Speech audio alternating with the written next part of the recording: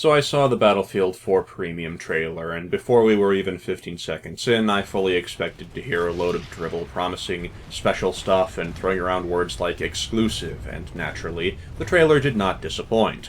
I heard an emphasis on early access, which is no surprise coming from EA. However, one particular aspect seemed slightly more skewed than usual.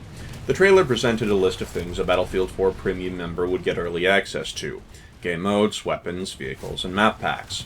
I would presume that early access to vehicles means new vehicles would be on the new maps. I don't think they'd include vehicles into maps already in the game, and limit what players can drive them. Not yet, anyway, though it wouldn't surprise me if that happens a game or two down the line.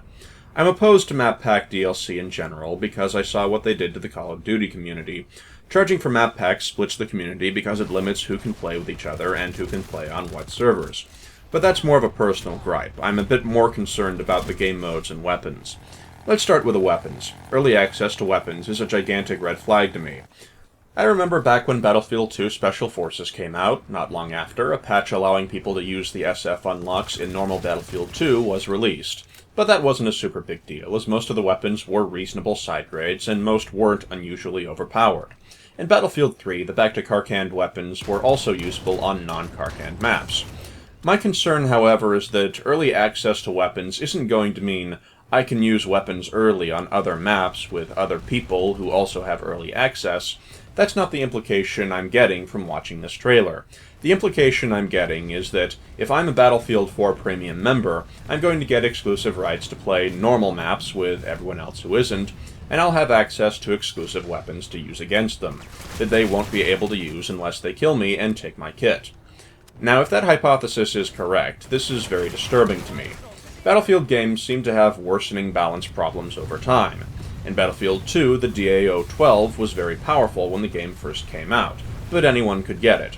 The AK-103 was also very powerful, but it was a default gun on 2 classes, and stealing one off of someone's corpse wasn't a difficult task, even many months after the game was released. Even so, the advantages wouldn't protect you if you were unskilled or did something dumb, and several weapons were changed multiple times to balance them out. In Battlefield 2142, I don't recall a time where any individual weapon was unfairly balanced, and I don't remember hearing people complain to any noticeable degree about any of the guns. Once in a while, people would gripe about shotguns or dolphin divers with LMGs, but there wasn't much that was weapon-specific. I don't recall ever hearing people complain about any of the 4 assault rifles, despite the fact that they were very much different weapons. But in Bad Company 2, I heard quite a lot of complaints about the AN-94. Some of the weapons seem to be direct downgrades from weapons unlocked later.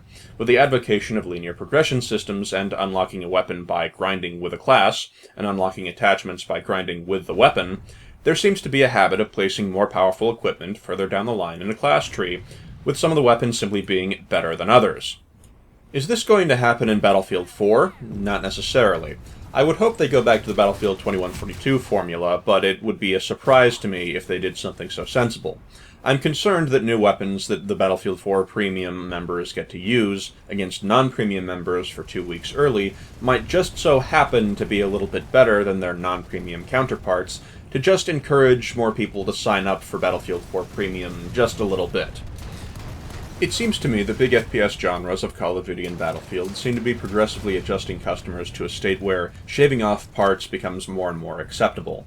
When the idea of having guns being sold separately or being charged for map packs was first introduced, people were livid, but they got used to it over time.